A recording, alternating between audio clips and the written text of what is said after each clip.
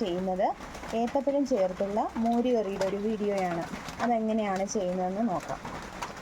അതിനായിട്ട് നമ്മൾ ഏത്തപ്പഴം അരിഞ്ഞെടുത്തിട്ടുണ്ട്. അതൊന്ന് വേവിച്ചെടുക്കണം.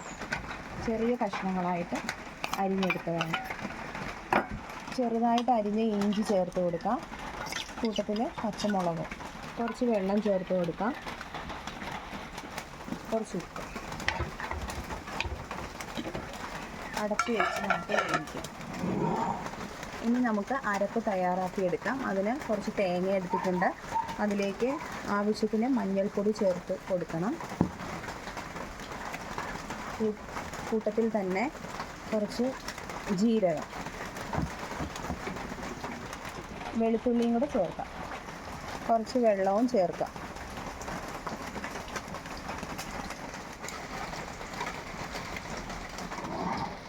തേങ്ങ നല്ലപോലെ അരച്ചെടുത്തിട്ടുണ്ട്. കഷ്ണത്തിലേക്ക് കുറച്ച് മഞ്ഞൾ ചേർത്ത് കൊടുക്കാം. കഷ്ണം നല്ലപോലെ വെന്തിട്ടുണ്ട്. അതിലേക്ക് നമുക്ക് അരപ്പ് ചേർത്ത് കൊടുക്കാം.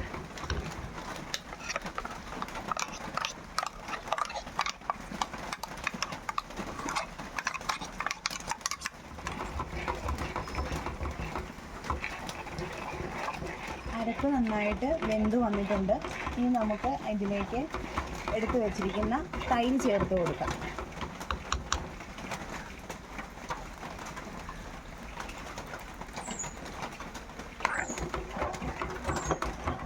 തൈര് ചേർത്ത് കഴിയുമ്പോഴത്തേക്കും ചൂടാവാനേ പാടുള്ളൂ, ഒരു തിളച്ച് പോകാൻ പാടില്ല. ഇതിൻ്റെ കുറവുണ്ട്, കുറച്ച് ഉപ്പ് ചേർത്ത് കൊടുക്കാം.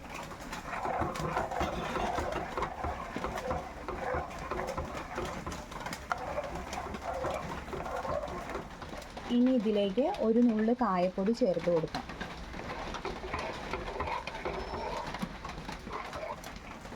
കുറച്ച് പഞ്ചസാര ചേർക്കുന്നുണ്ട്. അത് ടേസ്റ്റിന് വേണ്ടിയിട്ടാണ് കേട്ടോ.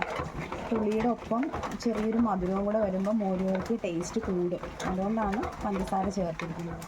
ഇനി കറി ഒന്ന് താളിച്ചെടുക്കാം. അതിന് ഒരു പാനിലേക്ക് കുറച്ച് വെളിച്ചെണ്ണ ഒഴിച്ച് കൊടുക്കാം. എണ്ണ ചൂടായിട്ടുണ്ട്. കുറച്ച് ഉലുവ ചേർത്ത് കൊടുക്കാം. കടുക് ചേർക്കാം.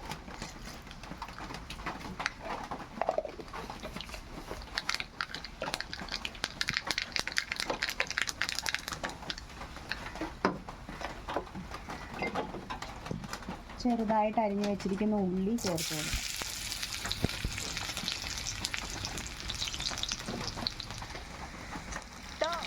കറിവേപ്പില ഇവിടെ ചേർക്കാം.